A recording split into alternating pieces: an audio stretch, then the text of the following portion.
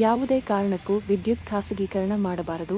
ಒಂದು ವೇಳೆ ಖಾಸಗೀಕರಣ ಮಾಡಿದರೆ ವಿಧಾನಸೌಧ ಮುತ್ತಿಗೆ ಹಾಕುತ್ತೇವೆ ಎಂದು ಕರ್ನಾಟಕ ರಾಜ್ಯ ರೈತ ಸಂಘ ರೈತ ಬಣದ ಅಧ್ಯಕ್ಷರಾದ ಇಂಗಳಗುಪ್ಪೆ ಕೃಷ್ಣೇಗೌಡ ಸರ್ಕಾರಕ್ಕೆ ಎಚ್ಚರಿಕೆ ನೀಡಿದರು.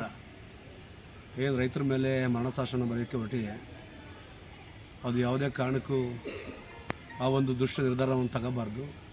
ಜೊತೆಗೆ ರಾಜ್ಯ ಸರ್ಕಾರ ಆಗಲಿ ಮತ್ತು ಕೇಂದ್ರ ಸರ್ಕಾರ ಆಗಲಿ ವಿದ್ಯುತ್ ಶಕ್ತಿನ ಟಾಟಾದವ್ರಿಗೇನಾರ ನೀವು ಕೊಟ್ಬಿಟ್ಟು ರೈತರನ್ನ ಏನಾದರೂ ಒಂದು ಹಿಡಿತದಲ್ಲಿ ಇಟ್ಕೋಬೇಕು ಅಂತ ನೀವು ಏನಾದ್ರು ತೀರ್ಮಾನ ಮಾಡಿದರೆ ಅದು ನಿಮ್ಮ ಕನಸು ಅಂತ ತಿಳ್ಕೊಳ್ಳಿ. ಯಾವುದೇ ಕಾರಣಕ್ಕೂ ಈ ದೇಶದಲ್ಲಿ ಮತ್ತು ಈ ರಾಜ್ಯದಲ್ಲಿ ರೈತರು ಯಾರು ಕೂಡ ರೈತರನ್ನ ಕುಗ್ಸೋಕ್ಕೂ ಆಗಲ್ಲ, ಜಗ್ಸೋಕ್ಕೂ ಆಗಲ್ಲ. ಈ ದೇಶದಲ್ಲಿ ರೈತನೇ ಯಾವತ್ತೂ ಪ್ರಮುಖರು. ರಾಜಕಾರಣಿಗಳು ನಮಗೆ ಲೆಕ್ಕನೇ ಇಲ್ಲ. ಈ ಸರ್ಕಾರಗಳು ಹೋಗುತ್ತೆ ಬರುತ್ತೆ.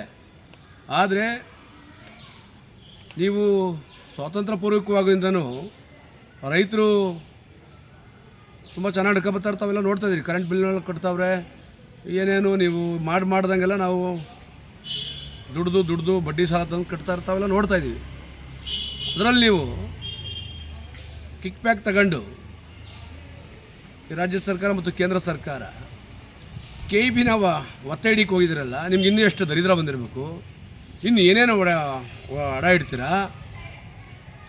ಇಲ್ಲ ಮೈಸೂರು ಮಾರಾದ್ರ ಥರ ಮನೆ ಒಡವೆ ಅಡ ಇಟ್ಟು ಒಂದು ಕಟ್ಟೆ ಕಟ್ಟಲಿಲ್ಲ, ನೀವು ಒಂದು ಯಾವುದೇ ಒಂದು ಅಣೆಕಟ್ಟು ಕಟ್ಟಲಿಲ್ಲ, ಇಲ್ಲ ಯಾವುದೋ ಒಂದು ಅರಮನೆ ಕಟ್ಟಲಿಲ್ಲ. ಈಗಾಗಲೇ ರಾಜ್ಯ ಮತ್ತು ದೇಶನ ಲೂಟಿ ಮಾಡಿ ಸಾವಿರಾರು ಲಕ್ಷಾಂತರ ಕೋಟಿಗಳನ್ನ ಸಾಲ ಮಾಡಿದಿರಿ ನಮ್ಮ ಮೇಲೆಲ್ಲ. ಅದರ ಜೊತೆಗೆ ಈ ವಿದ್ಯುತ್ನ ಖಾಸಗೀಕರಣ ಮಾಡಿಕೊಂಡಿದ್ದೀರಲ್ಲ ಕಿಕ್ ಬ್ಯಾಕ್ ತಗೊಂಡು, ನಿಮಗೆ ಸ್ವಲ್ಪನಾದರೂ ಈ ದೇಶದ ಜನತೆ ಮೇಲೆ, ರಾಜ್ಯದ ಜನತೆ ಮೇಲೆ ನಿಮಗೆ ಗೌರವ ಏನಾದ್ರು ಇದ್ದಿದ್ದರೆ ನೀವು ಈ ರೀತಿ ಮಾಡೋಕ್ಕೆ ಹೋಗ್ತಿರಲಿಲ್ಲ.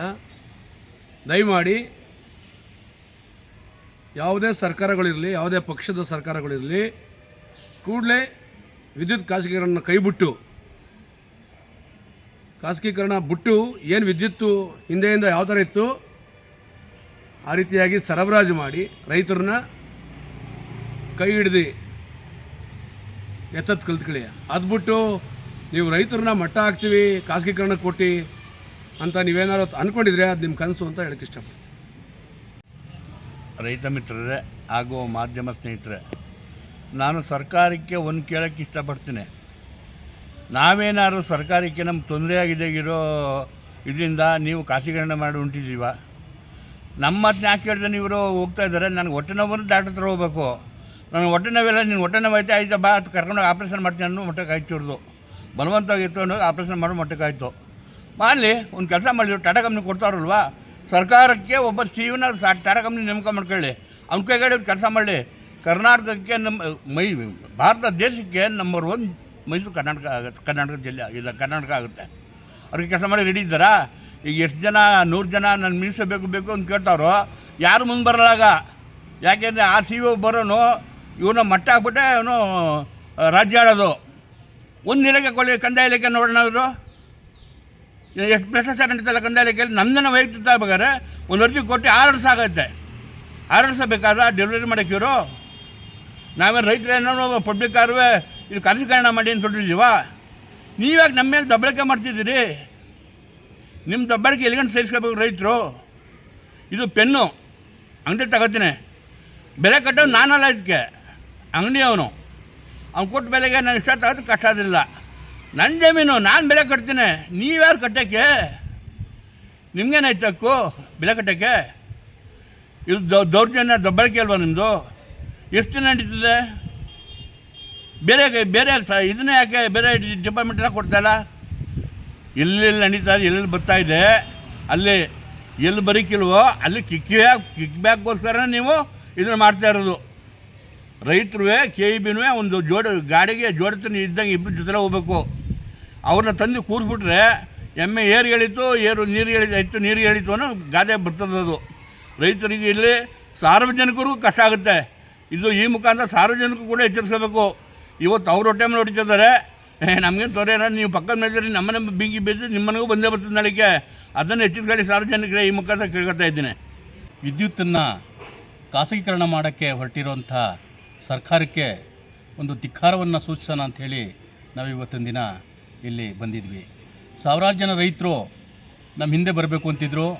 ಮೊದಲನೇದಾಗಿ ನಾವು ಒಂದು 10-15 ಜನ ರೈತರು ಹೋಗಿ ಸರ್ಕಾರಕ್ಕೆ ಒಂದು ಎಚ್ಚರಿಕೆ ಕೊಟ್ಟು ಬರ್ತೀವಿ. ಆಮೇಲೆ ನಿಮ್ಮೆಲ್ಲರೂ ಸೇರಿಸಿ ನಾವು ನಮ್ಮ ಇಂಗಲಗುಪ್ಪೆ ಕೃಷ್ಣೇಗೌಡರು ರಾಜ್ಯಾಧ್ಯಕ್ಷರ ಸಮ್ಮುಖದಲ್ಲಿ ವಿಧಾನಸೌಧ ಚಾಲೂ ಮಾಡೋಣ.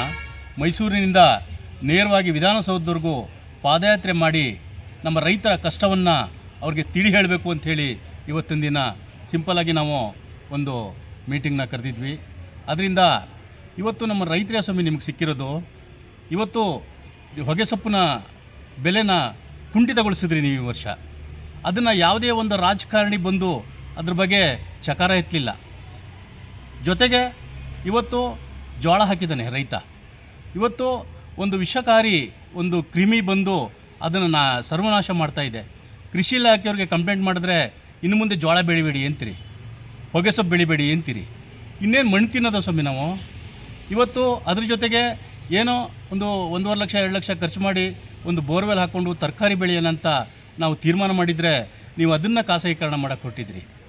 ನಿಮ್ಮ ರೈತರ ಮೇಲೆ ನಿಮಗೆ ಇಷ್ಟು ಹೊಟ್ಟೆ ಕಿಚ್ಚ. ಅನ್ನ ಹಾಕೋ ರೈತ ಇವತ್ತು ಹಾಲು ಕುಡಿಸ್ತಾನೆ, ನಿಮಗೆ ಅನ್ನ ತಿನ್ನಿಸ್ತಾನೆ, ಇವತ್ತು ತರಕಾರಿ ಕೊಡ್ತಾನೆ, ಎಲ್ಲದಕ್ಕೂ ರೈತ ಬೇಕು. ಇವತ್ತು ರೈತರ ಮೇಲೆ ಬಲ ಪ್ರಯೋಗ ಮಾಡ್ತಾಯಿದ್ದೀರಿ ನೀವು. ನಿಮಗೆ ಸರ್ಕಾರ ನಡೆಸೋಕ್ಕೆ ಯೋಗ್ಯತೆ ಇಲ್ಲ ಅಂತ ಹೇಳಿದ್ರೆ ನೀವು ಬಿಟ್ಬಿಡಿ. ನಿಮ್ಮ ಕೈಲಿ ಆಗೋದಿಲ್ಲ ಸರ್ಕಾರ ನಡೆಸೋಕ್ಕೆ. ಯಾಕೆಂತ ಹೇಳಿದ್ರೆ ಇವತ್ತು ವಿದ್ಯುತ್ತನ್ನು ಖಾಸಗೀಕರಣಗೊಳಿಸುವಾಗಲೇ ಗೊತ್ತಾಗುತ್ತೆ. ಯಾಕೆಂದರೆ ರೈತ ಅದರಲ್ಲಿ ಬೆಳೆ ಬೆಳೆದು ನಿಮ್ಗೆ ಅನ್ನ ಹಾಕ್ತಾನೆ. ಅಂಥದ್ದನ್ನೇ ನೀವು ಖಾಸಗೀಕರಣ ಮಾಡೋಕ್ಕೆ ಹೊರಟಿದ್ದೀರಿ ಅಂತ ಹೇಳಿದ್ರೆ ನಿಮಗೆ ಸರ್ಕಾರ ನಡೆಸೋಕ್ಕೆ ಆಗೋದಿಲ್ಲ, ನಿಮಗೆ ತಾಕತ್ತಿಲ್ಲ. ಆದ್ದರಿಂದ ಸರ್ಕಾರನ ರೈತರ ಕಡೆಗೆ ಒಪ್ಪಿಸಿ ನಾವು ಮಾಡ್ಕೋತೀವಿ, ನಮಗೆ ಗೊತ್ತಿದೆ. ಯಾಕೆಂತಂದರೆ ಇವತ್ತು ಓಟ್ ಹಾಕಿ ನಿಮ್ಮ ಯೋಗ್ಯರು ಅಂಥೇಳಿ ನಿಮ್ಮನ್ನು ನಾವು ವಿಧಾನಸೌಧಕ್ಕೆ ಕಳಿಸಿದ್ದೀವಿ. ಇವತ್ತು ರೈತನ ಕಷ್ಟಕ್ಕೆ ಸ್ಪಂದಿಸಲಿಲ್ಲ, ನಿಮ್ಮ ಹೆಂಡತಿ ಮಕ್ಕಳನ್ನ ನೀವು ಸಾಕ್ಕೊಂಡು ನೀವು ಜೀವನ ಸಾಗಿಸ್ತಾ ಇದ್ದೀರಿ ಅಂತ ಹೇಳಿದ್ರೆ ಇವತ್ತು ಎಷ್ಟು ಮಟ್ಟಿಗೆ ಒಬ್ಬ ರೈತ ಪಶ್ಚಾತ್ತಾಪ ಪಡ್ತಾ ಇರಬೇಕು ಅರ್ಥ ಮಾಡ್ಕೊಳ್ಳಿ. ಇವತ್ತಿನ ದಿನ ನಾವು ಹೇಳಬೇಕು ಅಂತ ಹೇಳಿದ್ರೆ ನಾವು ಸಿಗಲ್ಲ, ಸಿಗಲ್ಲ, ಇನ್ನು ತಹಶೀಲ್ದಾರ್ಗೆ ಕಂಪ್ಲೇಂಟ್ ಮಾಡೋಕ್ಕೆ ನಾವು ತಯಾರಿಲ್ಲ. ಏಕೆಂದರೆ ನಮ್ಮ ರಾಜ್ಯಾಧ್ಯಕ್ಷರು ಹುಲಿ. ನಾವು ನೇರವಾಗಿ ನಿಮ್ಮ ವಿಧಾನಸೌಧಕ್ಕೆ ಮುತ್ತಿಗೆ ಹಾಕ್ತೀವಿ. 1-2 ಜನ ರೈತರಲ್ಲ, ಸಾವಿರಾರು ಜನ ರೈತರು, ಅದು ಪಾದಯಾತ್ರೆ ಮೂಲಕ ನಾವು ಮುತ್ತಿಗೆ ಹಾಕ್ತೀವಿ. ಇವತ್ತು ಬಿಡದಿ ಟೌನ್ಶಿಪ್ ಮಾಡೋಕ್ಕೆ ಹೊರಟಿದ್ರಿ. ಯಾವ ಪುರುಷಾರ್ಥಕ್ಕೆ ಹೊರಟಿದ್ದೀರಿ ನೀವು? ಅವತ್ತು ರೈತ ಇವತ್ತು ಈಗ ನಾವು ಪೇಪರು ಟಿ ವಿಲೆಲ್ಲ ನೋಡ್ತಾ ಇದ್ದೀವಿ, 1000 ಎಕರೆ 100 ಎಕರೆ ಇವತ್ತು ತೆಂಗಿನ ಗಿಡ ಬೆಳಿತಾವನೆ, ಅಡಿಕೆ ಗಿಡ ಬೆಳಿತಾವನೆ. ಇವೆಲ್ಲ ಸರ್ವನಾಶ ಮಾಡಿ ನೀವು ಇವತ್ತೊಂದು ದಿನ ಅದನ್ನು ಟೌನ್ಶಿಪ್ ಮಾಡೋಕ್ಕೆ ಹೊರಟಿದ್ರಿ. ಯಾವ ಪುರುಷಾರ್ಥಕ್ಕೆ ಹೊರಟಿದ್ದೀರಿ ನೀವು? ರೈತರ ಮೇಲೆ ಬರೋ ಪ್ರಯೋಗ ನಿಮ್ಮದು. ದಯವಿಟ್ಟು ಇನ್ನು ಮುಂದೆ ಅಲ್ಲೂ ಅರ್ಥ ಮಾಡಿಕೊಂಡು ರೈತನ ಕೈ ಬಲಪಡಿಸಿ. ಏಕೆ ಅಂತ ಅಂದರೆ ಈ ದೇಶಕ್ಕೆ ಅನ್ನ ಹಾಕೋ ರೈತ. ಇವತ್ತು ನಾವು ಬೆಳೆದು ನಿಮ್ಗೆ ಅನ್ನ ಹಾಕಲಿಲ್ಲ ಅಂತ ಅಂದರೆ ನೀವು ಮಣ್ಣು ತಿನ್ನಬೇಕಾಯ್ತದೆ. ಅನ್ನ ತಿನ್ನೋದಲ್ಲ, ಮಣ್ಣು ತಿನ್ನಬೇಕಾಯ್ತದೆ.